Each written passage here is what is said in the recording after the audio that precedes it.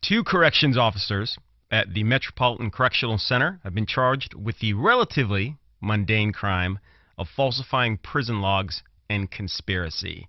Well, thank goodness we're at the bottom of that. Now we can just move on from Jeffrey Epstein. The perpetrators have been caught and federally charged. This is Carl Brizzi Live, former prosecutor, taking a hard look at the facts behind everything that's going on in the world, everything that we can keep up with at least. These guards, Tova Noel and Michael Thomas, were supposed to be, according to their job description, checking on Jeffrey Epstein about every 30 minutes. Prosecutors say that they shirked their duty. They were sleeping. They were surfing the internet for bargains on furniture and motorcycles just before the holiday season. And that Epstein committed suicide while they were on the web surfing. The guards have pleaded not guilty, or obviously presumed innocent until proven guilty, and free on bail. Well, leave it on the federal government to pick on the most defenseless of those involved in the conspiracy of Jeffrey Epstein strangling himself to death. I think, Grob, that they're safer on the outside than in the inside, but a word of caution to these guards: watch your back. You should just watch your back. People have a way of ending up dead around the Clintons. They do. I don't know if you're aware of that or not. They do. Now listen, this is not a conspiracy theory. I want you to consider something, folks. Epstein was, if not the most precious asset in the criminal justice system to date. He was an absolute treasure trove of information for the Justice Department and for those who are actually interested in getting at the bottom of this sex ring, this conspiracy, what he was up to, the victims, who they were blackmailing. He knew a lot of very important people. A lot of very important people. He was partying with presidents and princes. Clinton, after basically saying he kind of knew Epstein and flew on the plane 4 times, the FAA records show that that was a big fat lie, and that he flew on the plane at least 26 times. The Lolita Express, by the way. 5 of those times he ditched his Secret Service detail.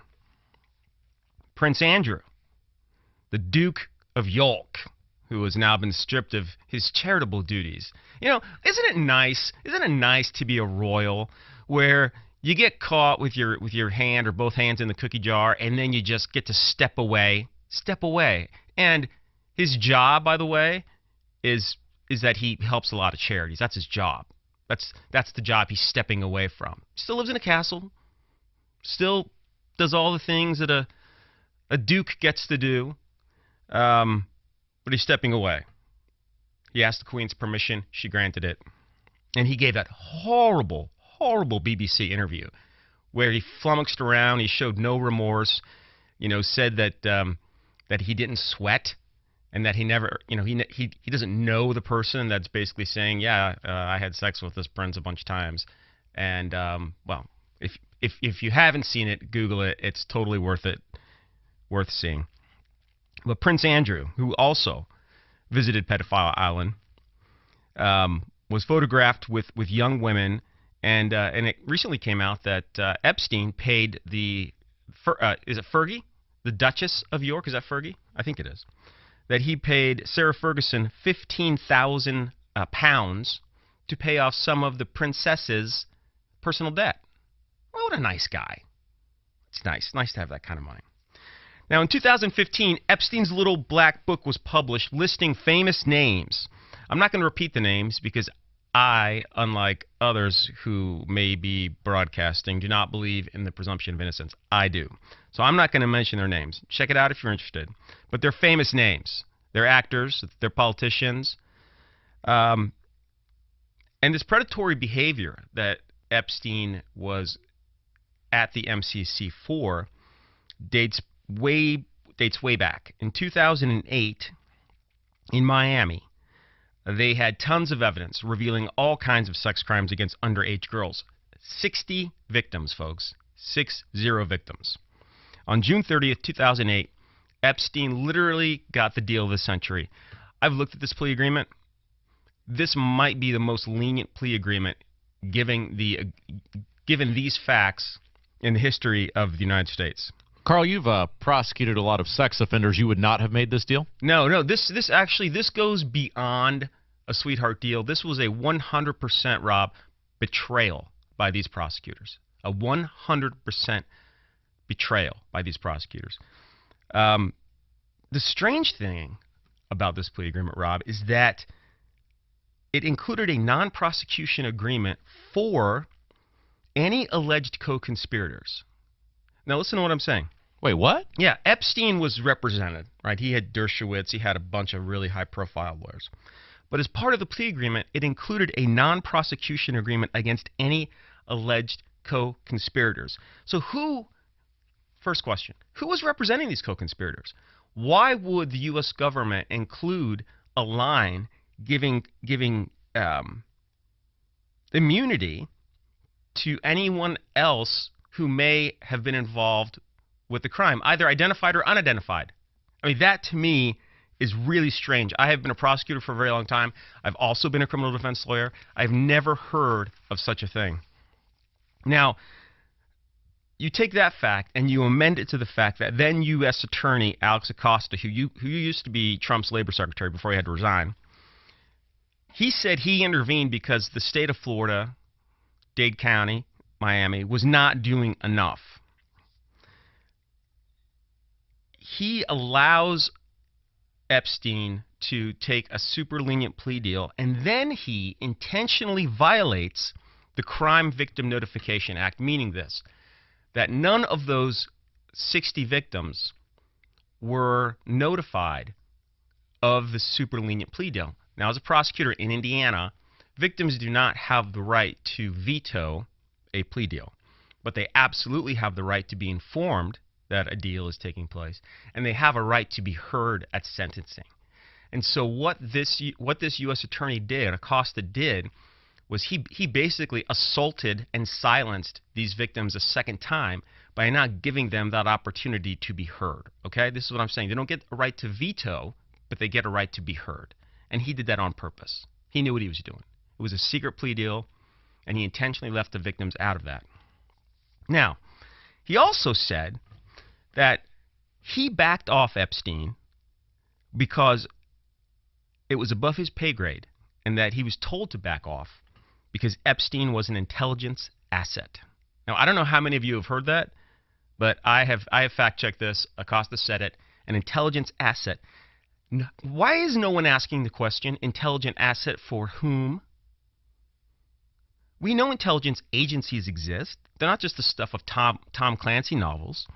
They exist, and they exist in part to gather intelligence. And what is the best way to gather intelligence?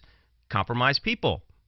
You put people in a compromising position. They have to do what you want them to do. They have to give you information that you want. Sounds to me, again, I'm just adding up all the circumstantial evidence here, that Epstein may have been involved with some kind of conspiracy to compromise a bunch of people. And here's why I make that conclusion. When Epstein's house was raided by the FBI, they found tiny micro cameras in every room of that house. They found stashes of nude photos, and they found videotapes or CDs with people's names on them. Now, those videos have not been shown. They're not out there on the internet. But that description of what the FBI uncovered is out there. So you just put two and two together, you kind of know what's going on. Could it have been merely for Epstein's perverted self-interest? Perhaps, but why? I mean, he got to do anything he wanted to do anyway in live fashion. I don't know why you would need to stash a bunch of porns of people that you were attempting to compromise. That doesn't make a lot of sense if you think about it. And what was Epstein famous for? Well, what did Prince Andrew say in his now notorious BBC interview? He said he was great at collecting famous friends.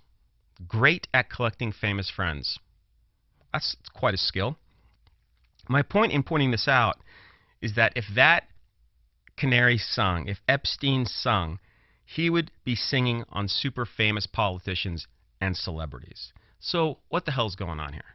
I mean, really, what the hell is going on? If you listen to the major media outlets, Bill Barr now comes out. He says he watched the videotape that we thought was not functioning, that everyone said wasn't functioning. He comes out a couple of days ago and says, it's all well, ladies and gentlemen, nothing to see here. Move along.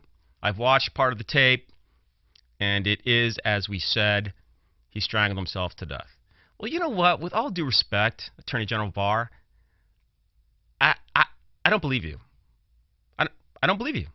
Show us the tape. Here's the second question, Barr. Show us the first tape. Right? July 23rd, Epstein is alleged to have attempted suicide the first time, right? Where the camera's not working then, where's that videotape?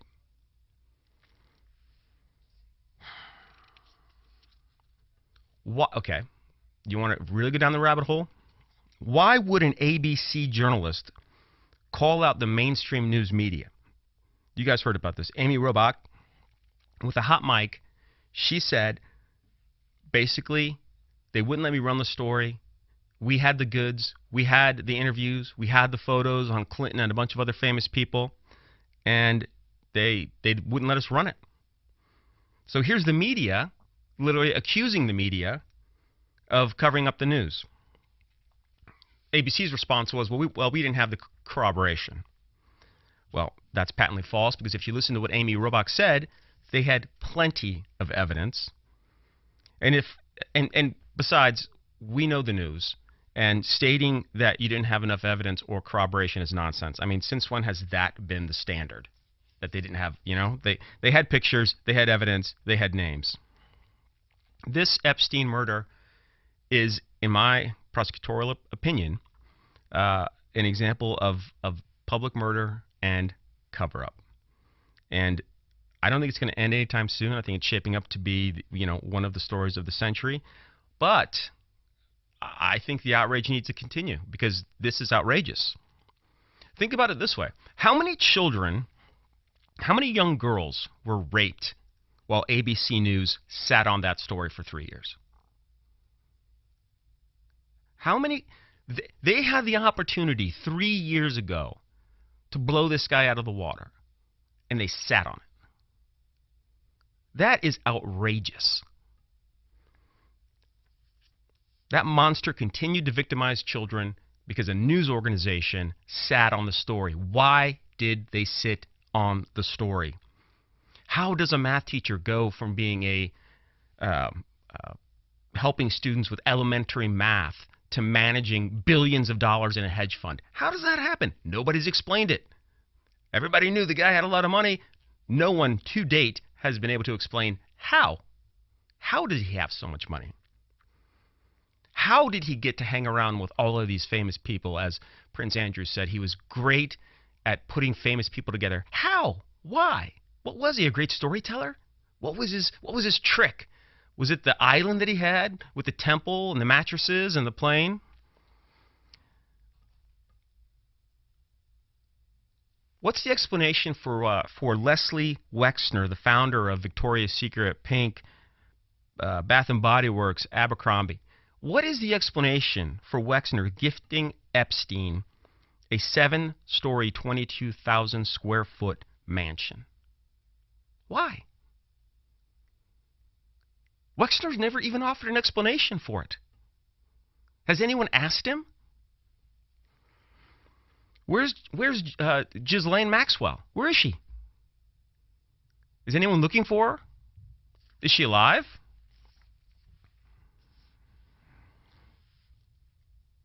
What is happening, folks, is really happening beyond what we can actually see. This is a manipulation beyond belief. We're enthralled with impeachment, and the political parties are at each other's throats. All the while, behind the curtain, all of this crazy stuff is going on, and we're being distracted. We're being distracted by the circus sideshow. The media, they're sticking to the left and right-wing talking points, all the while ignoring those hard questions that I just posed that are not being answered. Something is not right in this world, and I do love the Matrix, so I'm going to end with this. Wake up, Neo. The Matrix has you. Follow the white rabbit. Knock, knock, Neo. It's Brizzi Live.